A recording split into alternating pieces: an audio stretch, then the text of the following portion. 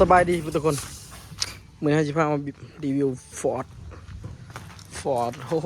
6640คันนั่นแหละคันที่เฮาขึ้นไปเอาอยู่เวียงไม่ยังเสียรถอาดนะโดนมีโอกาสลงมานี่เนาะสภาพ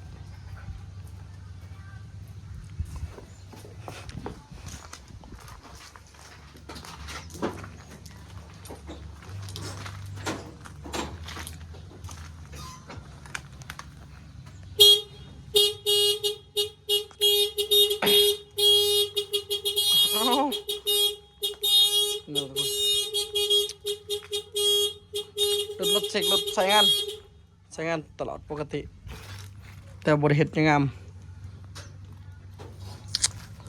จะปีหรอวะไปเอามา2 ปีน่าจะได้อยู่ถือว่ายังสภาพเก่า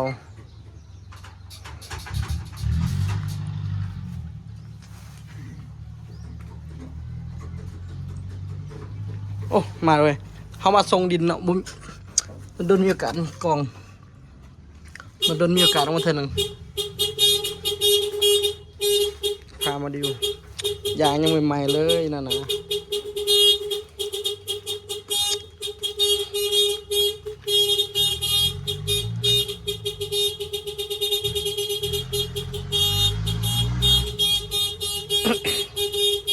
โอ้ยแบ่งห่วยคันนี้คูบุตะได้พายางเบิ่งออมสภาพกับใช้งานเนาะสภาพใช้งานโดยทางนอกมาได้ถอกดิน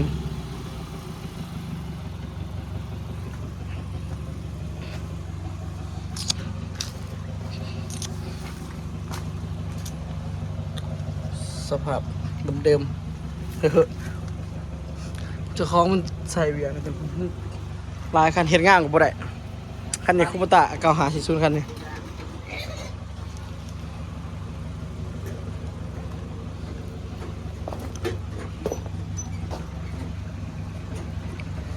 จากแข็งเมื่อนี้โมวิเวียกบ่ได้ออกงานเจ้าของกับโบยูทำเจ้าของจักไปใช้มาจะวงคูบุตะมัน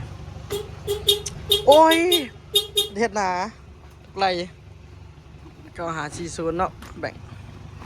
คันนี้เจ้าของเพิ่นหักษาแน่คันนี้ครับแต่คันนี้จ่างซูเปอร์ครับไม่หมดดิน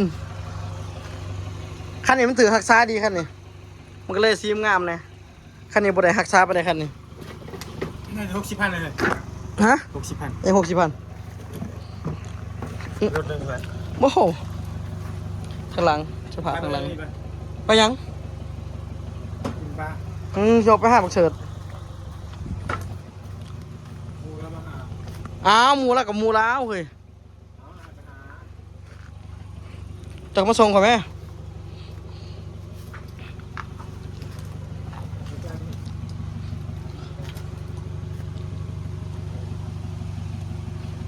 โคตรคันนี้สายงานรถเจ้าของหักซ้ายนะคันซูเปอร์เจ้าของรถขนาดครับเองก็เลยงามนะผมมีคลิปนึงคนนุ่นเข้ามาเท่านึงผมมีคลิปตอนถ่ายตอนเฮ็ดเวียกนะบ่มียังไง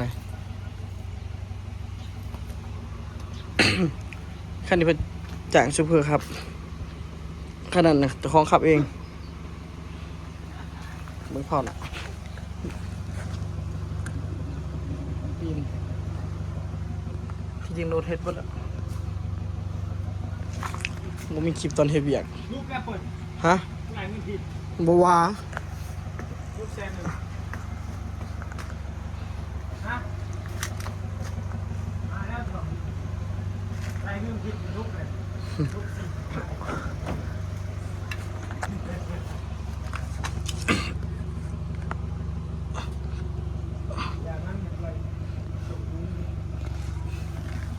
ปรับเลย